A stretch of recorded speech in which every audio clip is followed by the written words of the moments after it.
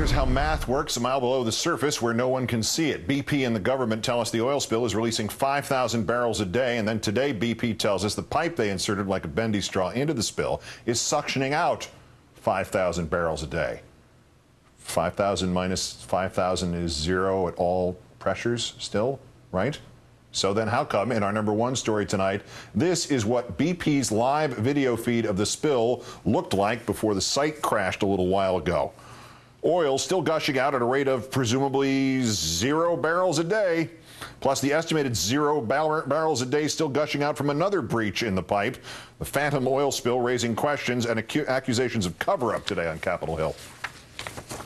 In fact, most of the oil is gushing like mad out there, with just a little bit being siphoned off, which would tell you there's a much greater volume than BP said. I'm not sure that we have had the truth, the whole truth, and nothing but the truth out here, and that would suggest why BP was so reluctant to release the video. And as National Geographic today released new video of the fire following the explosion 1 month ago today. The New Orleans Times-Picayune reports that on the morning of the blast, BP sent home a team of contractors without asking them first to conduct an acoustic test similar to sonar that might have revealed flaws in the cement casing. That is now blamed for the deadly blast that killed 11 people and sank the rig itself, severing the pipeline and causing the spill. The EPA late last night giving BP 24 hours to identify new chemicals it can use to disperse the oil after Louisiana residents and numerous politicians, as reported on this news hour, complained that BP was using a chemical to disperse the oil that had been banned in Britain, found to be more toxic and less effective than others, a chemical produced and sold by a company whose board includes members of the BP and Exxon boards, even though its use in this quantity at this depth has never been before tested. BP, after its deadline tonight, getting an additional 72 hours to start actually using a less toxic dispersant. The White House today writing to BP asking the company to start releasing data the company has about the spill, even as the Obama administration comes under growing scrutiny and criticism for its own failures to do its own testing, with no vessels deployed to measure the underwater oil plume, and failing to release any deep water test results it has, and for failing to override BP's decision to prevent scientists from deploying equipment that could gauge the rate of spill. The Coast Guard saying only last night that the government will put its own measuring devices on the seafloor as soon as they figure out how.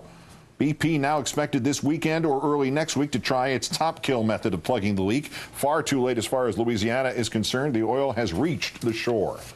Let's bring in Eric Pica, the president of the environmental advocacy group Friends of the Earth.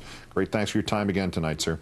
Thank you, Keith. Why is the U.S. still asking BP for anything at this point? We're a month into this exactly. Where are the subpoenas and the warrants and the executives being dragged off to jail instead of being allowed to decide how this is treated and given more time when they fail to meet their own deadlines? That's a great question, and one that we're trying to figure out. BP, these executives should be treated as criminals. Yet the Obama administration is basically saying, okay, we have an eco disaster going on, but BP, you're going to be the judge and the jury. You're going to tell the American public exactly what you want them to hear. And by the way, the administration, we're going to back you up. We're going to be your PR people, at least for these last 30 days. And finally, though, we're seeing that with the House of Representatives and the Congress pushing the administration to actually get a backbone to BPA by pushing them on the dispersants and the chemicals that are being released into the water, by pushing them to disclose how much oil is actually being spilled, more than the 5,000 barrels that we have. It's about time the administration is finally getting a backbone. Unfortunately, I think it may be too late. Why does it matter that BP claims it's sucking up all 5,000 barrels a day when there's clearly other oil still gushing out? I mean, among other things, there's a video feed that shows there's other oil gushing out, and 5,000 minus 5,000 still equals 0. Yeah, that's a great equation that you have there. But in fact, unfortunately, the facts in the video don't prove BP's point.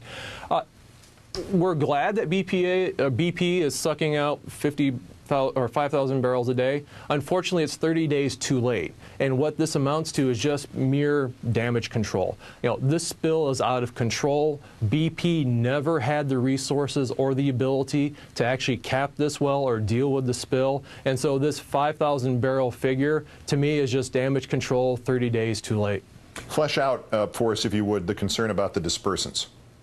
Yeah, look, these dispersants are highly toxic. These things 10 years ago. We're looking at carcinogens, mutagens, and other toxic chemicals. We see that, and to be frank, EPA, the Environmental Protection Agency, doesn't have, I bet, to our knowledge, the health and human impacts studies that actually tell us how toxic these chemicals are. So it's dispersing the oil. We have no idea exactly what the chemicals are in there, what they will do to not only the wildlife and the sea life that's in the ocean, but also when it comes into human contact. We know from the Exxon Valdez spill they use a very similar dispersant where there is respiratory problems, there is kidney problems, there are liver problems, and yet we trusted BP. The federal government trusted BP. EPA condoned and allowed BP to disperse nearly 1 million gallons of this toxic chemical into the water. Last point, Eric. I'll read this again. The Coast Guard saying only last night the government will put its own measuring devices on the sea floor as soon as it figures out how. How do we allow drilling under these circumstances when we don't know as a government how to fix it up if the company there screws it up? Yeah, it's outrageous, and this goes to the point that we shouldn't be drilling on the offshore coast of America. We just don't have the technology to deal with this spill, and we know time and time again, oil rigs spill oil. We saw that in Australia. We're seeing that right now in the Gulf of Mexico, and it's going to take decades. Eric Pica, president of Friends of the Earth. Great thanks again for your time. Thank you, Keith.